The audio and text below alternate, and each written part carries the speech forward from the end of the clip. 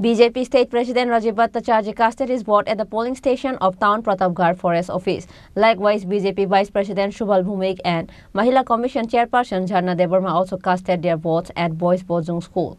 Modi's approach is the only option. West Tripura Lok Sabha candidate Biplab Kumar Dev will win the election with high record votes. Other than making false accusation, opposition parties has no other way. Soon it will be Dud ka Dud, Pani ka Pani, said State BJP President Rajiv Bhattacharjee. অবশ্যই ভালো লাগছে। এটা আমরা সবাই জানি আজকে পশ্চিম আসনের লোকসভা নির্বাচন, এই নির্বাচনে যে গণতান্ত্রিক অধিকার মানুষ স্বতঃস্ফূর্ততার সঙ্গে ভোটদান করছেন। আমি সমস্ত যারা ভোটার তাদেরকে আহ্বান করব যে আপনারা আপনাদের যে গণতান্ত্রিক অধিকার আপনারা সেটা প্রয়োগ করুন এবং আমি আশা করি যে একটা আত্মতৃপ্তি মানুষ দেশের যশস্বী প্রধানমন্ত্রীর উপর যে পূর্ণ আস্থা এবং ভরসা রেখেছেন ওনার গ্যারান্টির উপর, সেটাকে স্থাপিত করার জন্য সবাই এগিয়ে আসার জন্য আমি আহ্বান রাখছি আপনাদের মাধ্যমে। এবং সমস্ত জায়গায় আমি ঘুরছি, দেখছি সবার মধ্যে যে উচ্ছ্বাস, সবার মধ্যে যে আনন্দ, সবার মধ্যে যে অফুরন্ত ভালোবাসা মোদিজির জন্য, সেটা সেই গণতান্ত্রিক পদ্ধতির মাধ্যমে ভোটদানের মাধ্যমে সেটা করবে। এবং আমি আশা করি আমাদের প্রার্থী যিনি আমাদের পশ্চিম আসনের বিপ্লব কুমার দেব মহোদয়, উনি বিপুল ভোটে জয়ী হবে এবং মোদিজির হাতকে শক্তিশালী করবে। বিরোধীরা কিছু কিছু অভিযোগ করছেন যে ওদের পোলিং এজেন্টকে নাকি ঢুকতে দেওয়া হচ্ছে।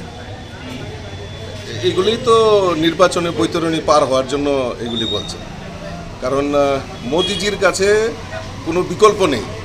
এই ত্রিপুরা রাজ্যে তারা জোট করেছে কংগ্রেস সিপিএম, আর যে কংগ্রেস সিপিএমকে দেখতাম যে তারা মারামারি হানাহানি করত, আজকে তারা জোট করেছে, মানুষকে প্রতারণা করেছে, মানুষের বিশ্বাসে আঘাত করেছে। তো এই বিশ্বাসঘাতক কংগ্রেস এবং সিপিএমের তাদের কোনো রকম অস্তিত্ব নেই। ত্রিপুরা রাজ্যের মানুষ ভারতীয় জনতা পার্টিকে বেছে নিয়েছে, মোদিজিকে বেছে নিয়েছে। তো সেই কারণে তারা অভিযুক্ত করতেই পারে, কিন্তু আমি তো বলবো সমস্ত জায়গায় পিসফুল নির্বাচন হচ্ছে। আর সেটা আমার থেকে আপনারা ভালো বলতে পারেন, কারণ আপনারা গণতন্ত্রের চতুর্থ স্তম্ভ, আপনারা সারা রাজ্যে ঘুরছেন, সেটা আপনারা উপলব্ধি করতে পারছেন। তো এইটা বিরোধীদের অভিযোগ, এটা ভিত্তিহীন। দুধ কা দুধ, পানি কা পানি সামনে আসে।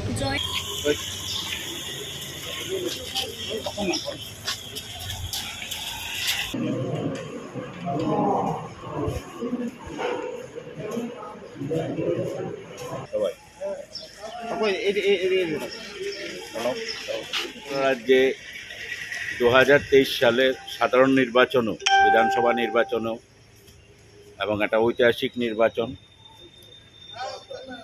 এতটাই শান্তিপূর্ণ ছিল।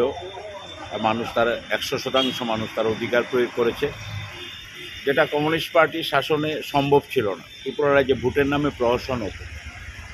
ভারতীয় জনতা পার্টির নেতৃত্বে সরকার আসার পর থেকে ফ্রি ফেয়ার নির্বাচন হচ্ছে। প্রত্যেকটা নাগরিক তার গণতান্ত্রিক অধিকার প্রয়োগ করার অধিকার পেয়েছে। আমরা নিশ্চিত আজকে ত্রিপুরার মতো ছোট্ট রাজ্য, প্রান্তিক রাজ্য, গত এই নরেন্দ্র মোদীজির নেতৃত্বে যেভাবে উন্নয়ন চলছে, গত বিধানসভা নির্বাচনের আগে এসে উনি বলেছিলেন যে তোমরা আমাকে ডাবল ইঞ্জিনের সরকার দাও, আমি উন্নয়নের বন্যা বইয়ে দেব। এবং আমরা সেটা লক্ষ্য করেছি। আমাদের প্রিয় প্রধানমন্ত্রী নরেন্দ্র ভাই দামোদর দাস মোদী, উনি ওনার কথা রেখেছেন। ত্রিপুরার উন্নয়ন, এটা স্বাধীনতার পর 67 বছর যেটা আমরা দেখিনি, গত 10 বছরে ধীরে ধীরে আমরা এই রাজ্যের মানুষ তার আর্থসামাজিক রাজনৈতিক অবস্থা এবং রাজ্যের সার্বিক উন্নয়নের পথে চলছে। এই উন্নয়নকে ত্বরান্বিত করতে এবং তৃতীয়বারের জন্য ভারতবর্ষের প্রধানমন্ত্রী হিসেবে আমাদের নরেন্দ্র মোদীজিকে ভারতবর্ষের মানুষ চাইছে। আমরা নিশ্চিত যে ভারতবর্ষে তৃতীয়বারের জন্য বিশাল সংখ্যক আসন নিয়ে আমাদের প্রিয় প্রধানমন্ত্রী আবার প্রধানমন্ত্রী হিসেবে শপথ নেবেন এবং রাজ্য এবং দেশের যে উন্নয়ন চলছে, যে 2014 সালে যেখানে ভারতবর্ষ পৃথিবীতে অর্থনীতিতে 10ম স্থানে ছিল, 10 নম্বর জায়গায়, সেখানে গত 10 বছরে আজকে ভারতবর্ষ 5 নম্বর জায়গায় উঠে এসছে। বছরের মধ্যে আমাদের প্রধানমন্ত্রী নরেন্দ্র মোদীজির নেতৃত্বে ভারতবর্ষ তৃতীয় স্থানে উঠে আসবে এবং আমাদের ভারতবর্ষের 140 কোটি মানুষের সার্বিক উন্নয়ন হবে। Reported by Pranav from Agartala, Chini Khorang.